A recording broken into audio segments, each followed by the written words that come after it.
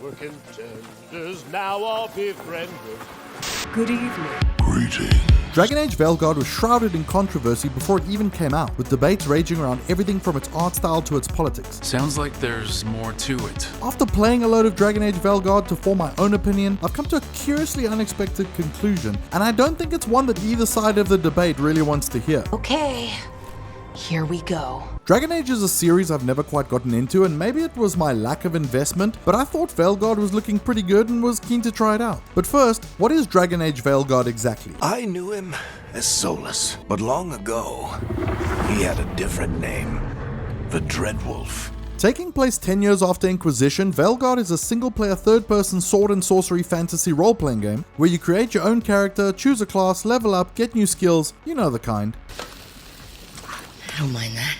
Your character, nicknamed Rook, joins forces with other characters to stop a past companion from performing a ritual, only to inadvertently release two ancient, pissed-off elven gods.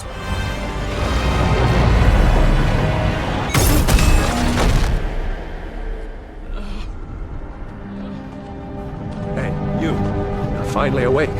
Dragon Age Veilguard starts off a little rough, as the character creator is so afraid of gender stereotypes that I found myself frustrated with just how disorganized it felt. And ironically, when I decided to completely change up my character later in the game, I discovered that of all the things you can change, your pronouns aren't one of them.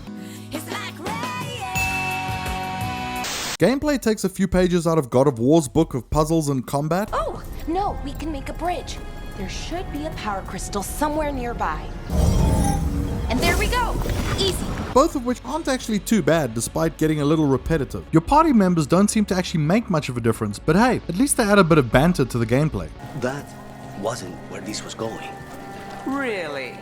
Because I'd have questions. And speaking of speaking, dialogue choices often feel like slight deviations rather than grand decisions, with animations that can be a little bit wonky at times, but thankfully nothing nearly as bad as Mass Effect Andromeda was. Sorry, my face is tired from dealing with everything. The game looks beautiful and has great world design, but character design feels a little off, with some characters having unusually large heads. William, move your head.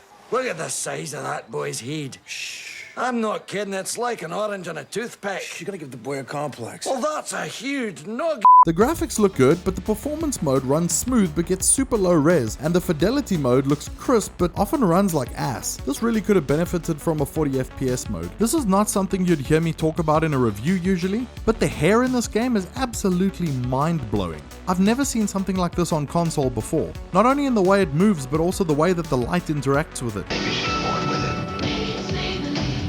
I really hope that this is the standard that we'll see in console games moving forward.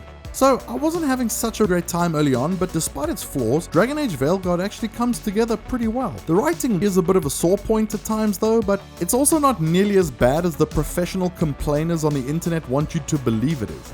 Oh, and here I was worried. I mentioned earlier that I came to an unexpected conclusion, and it's this. If you want to believe that Veilguard is some throwaway woke trash garbage, you're wrong. It's false. It's a made-up tale. The average gamer is probably going to have a pretty good time with it. And if you're someone who thinks that Veilguard is pushing gaming forward as a medium and an art form and it's going to change the hearts and minds of gamers around the world, I hate to break it to you, but not a chance. It's fiction. Not this time. The truth is, Veilguard is still just a video game. One that isn't maybe as good as you'd hoped, but also not as bad as you'd heard.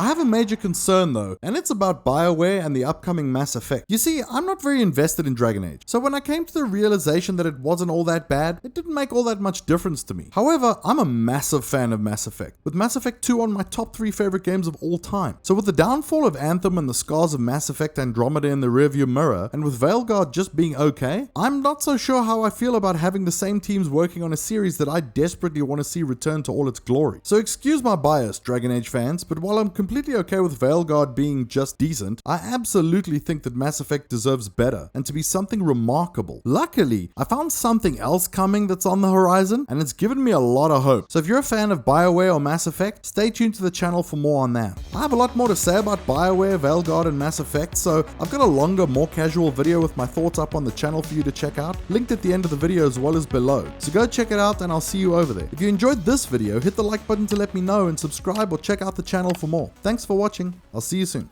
Braid.